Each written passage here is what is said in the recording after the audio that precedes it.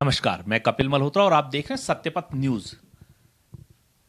अल्मोड़ा में महापौर के पद को लेकर के घमासान मचा हुआ है, क्योंकि पहला पद आया है महिलाओं के लिए।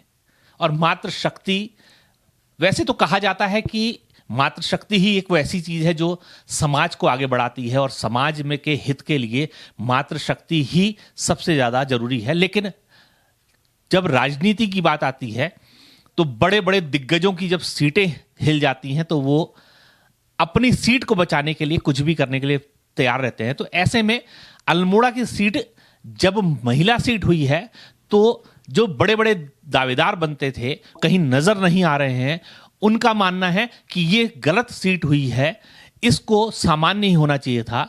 ऐसे में हर पार्टी के अंदर एक घमासान हुआ है प्रत्याशियों को लेकर के, और कई जगह तो ये देखने को मिला है कि जो योग्य कैंडिडेट है उसको ना पसंद करके जो बड़े दिग्गज जिनकी सीटें हिली हैं उन्होंने अपने प्रत्याशियों को आगे लाने की तैयारी करी है। और ऐसे में क्या माहौल रहेगा इस अल्मोड़े का और क्या परिस्थितियां इस अल्मोड़े की रहेंगी, इन चीजों को जानने के लिए हमारे साथ जुड़े रहिएगा और देखते रहिएगा सत्यपथ न्यूज।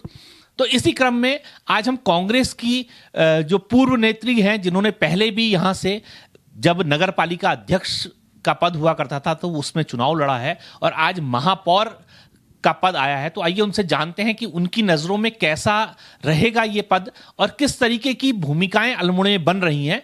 तो सबसे पहले हम प्रीति बिष्ट जी का स्वागत करते हैं। प्रीति जी, आपका स्वागत है। धन्यवाद कपिल जी, और मैं सत्यपथ न्यूज का आभार प्रकट करती हूँ कि आप हमारे बीच से खबरों को जनता तक पहुंचाने का काम कर रहे हैं। बहुत बहुत धन्यवाद। प्रीति जी, हम आपसे जानना चाहेंगे क्योंकि देखिए, मैं सबसे पहले तो आपको ये कहना चाहूंगा क्योंकि आप पहले भी चुनाव लड़ी हैं और संगठन में बहुत अच्छा पद आपने रखा, आपके पास रहा है और कद भी आपका बहुत अच्छा रहा है। तो ऐसे में एक महिला होते हुए आपने सामान्य सीट से उस समय चुनाव लड़ा था, और ये बहुत बड़ी बात है क्योंकि महिलाओं को सम्मान मिलता है तो हर कोई आगे बढ़ता है, क्योंकि माँ, बहन और पत्नी ये सभी जब तक साथ होती हैं तब तक आदमी आगे बढ़ता है, नहीं तो आदमी का पतन निश्चित माना जाता है। तो ऐसे में आपसे जानना चाहूंगा कि अल्मोड़े की सीट को जो मातृशक्ति को दे दी गई है, पहले तो आपको इसमें कैसा लग रहा है और क्या ये अच्छा निर्णय है या गलत है? ये आपकी नजरों में कैसा, आप इसको कैसे देखते हैं?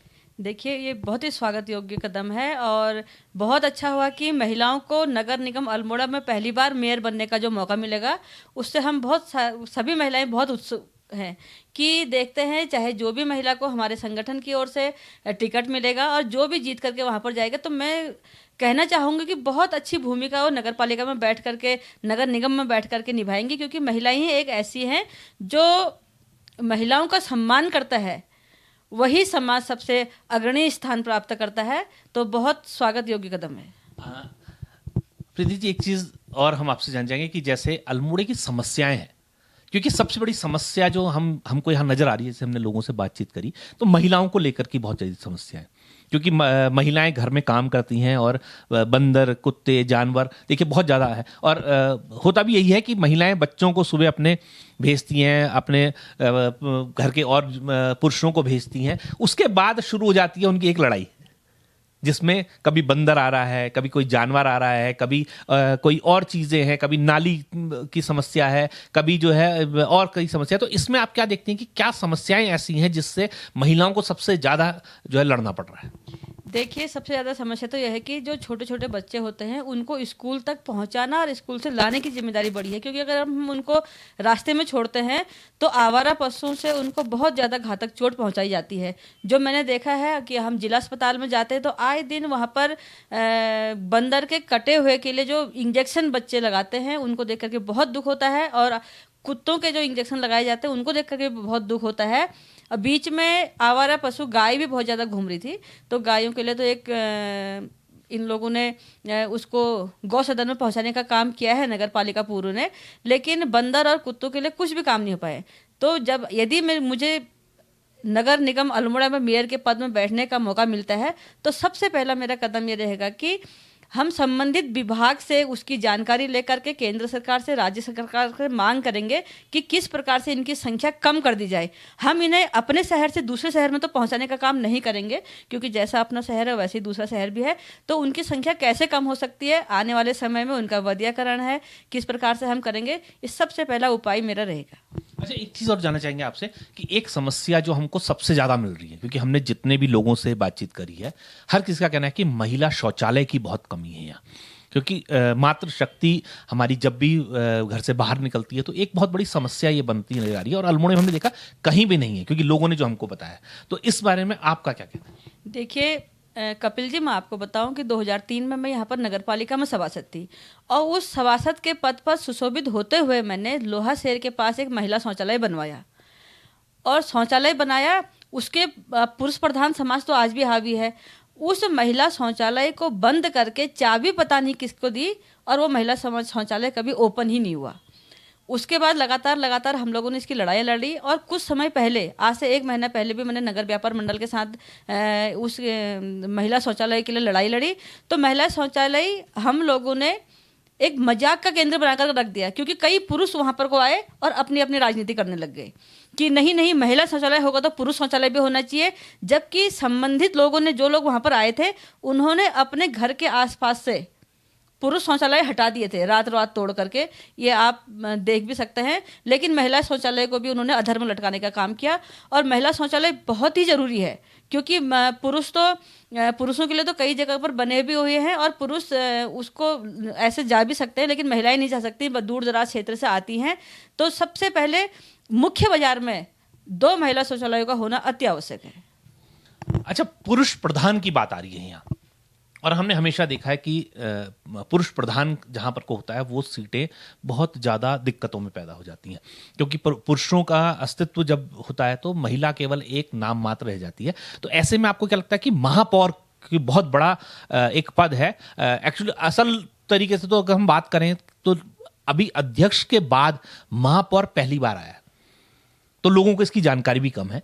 तो महापौर बहुत बड़ा पद है, तो क्या महापौर पति विराजमान होंगे या महापौर महिला विराजमान होगी? ये इसमें मैं आपसे जानना चाहूंगा, क्योंकि ये बहुत बड़ा एक सवाल है। क्योंकि जो राजनीति में गंदगी देखने को मिल रही है, मैं गंदगी कहूंगा उसको, कि मैं देख रहा हूं कि उन महिलाओं को ही केवल आगे लाया जा रहा है कि जो किसी न किसी पुरुष के हाथों से चलती हैं। तो ऐसे में आपका क्या मानना है कि महापौर पति होना चाहिए या महापौर ही होना चाहिए इस गद्दी में? बहुत अच्छा सवाल कपिल जी, आपने बहुत ही स्वागत योग्य सवाल मुझसे पूछा है। मैं देख रही हूँ कि देखिए, इससे पहले 2008 में खुद मैंने नगर पालिका अध्यक्ष से महिला सीट पर चुनाव लड़ा, और कहीं ना कहीं संगठन का मुझे उस समय सहयोग मिला था, तो मुझे कांग्रेस पार्टी से टिकट दिया गया। धीरे धीरे करके हमारे संगठन के सारे कार्यकर्ता पुरुष उस जगह को चले गए जहाँ कहीं ना कहीं उन्हें लालच दिया गया था, और मुझसे तो ऐसा कोई लालच उन लोगों का था नहीं। तो कोई बात नहीं, मुझे उस समय हार का सामना करना पड़ा, और अल्मोड़ा की जनता ने मुझे नकार दिया। मैं उन जनता का बहुत आभार प्रकट करती हूँ, क्योंकि कहीं ना कहीं मेरे ही अंदर कोई ना कोई कमी रही होगी, तभी उन्होंने मुझे नकारा। उसके पश्चात लगातार सामान्य सीट आई। सामान्य सीट में हमारे अल्मोड़े की महिला संगठन से किसी भी महिला ने दावेदारी नहीं करी, क्योंकि हम लोगों ने देखा कि जहाँ पर भाई लोगों का हक है तो हम उनका हक क्यों मारें। लेकिन बहुत दुख के साथ कहना पड़ रहा है कि वर्तमान की स्थिति फिर से वही पैदा होने जा रही है कि जब हमारे पुरुषों ने, हम लोगों ने उनको चुनाव नहीं लड़ाया सामान्य सीट में, या कहीं ना कोई बात नहीं करी, या हमने संगठन से बगावत करी, ना हमने संगठन के बाहर जाकर के काम करा, तो आज उन लोगों का भी फर्ज बनता है, जहां बहनों का यहाँ पर को सम्मान होना चाहिए, तो अपने अपने घरों से या गंदगी से उठा करके किसी भी महिला को पटल पर नहीं लाना चाहिए। उसी महिला को इन लोगों ने, हमारे संगठन ने टिकट देना चाहिए, जो संगठन के लिए रात दिन काम करती हैं और एक संगठन को मजबूती देने का काम करती हैं। तो उन महिलाओं को यहाँ पर को टिकट जाना चाहिए, और उन्हीं महिलाओं को इस नगर निगम की मेयर बनने का मौका मिलना चाहिए। देखिए, सच्चाई यही है कि पद में वो बैठे जो सक्षम हो, क्योंकि सक्षम व्यक्ति की सोच भी अलग होती है, सब कुछ अलग होता है। तो इसी में मैं आपसे जानना चाहूंगा कि अगर संगठन आपको प्रत्याशी बनाता है और आप जीत करके आते हैं, तो आपकी सबसे प्रथम प्राथमिकताएं, क्योंकि शहर में बहुत सारी समस्याओं का जिक्र हो रहा है, जैसे रास्तों का जिक्र है, लाइट का जिक्र है, महिला टॉयलेट का जिक्र है, और भी ऐसी कई सारी समस्याएं सुनने में आ रही हैं कि जिसका समाधान होना है। तो आपकी प्राथमिकताएं क्या रहेंगी इसमें?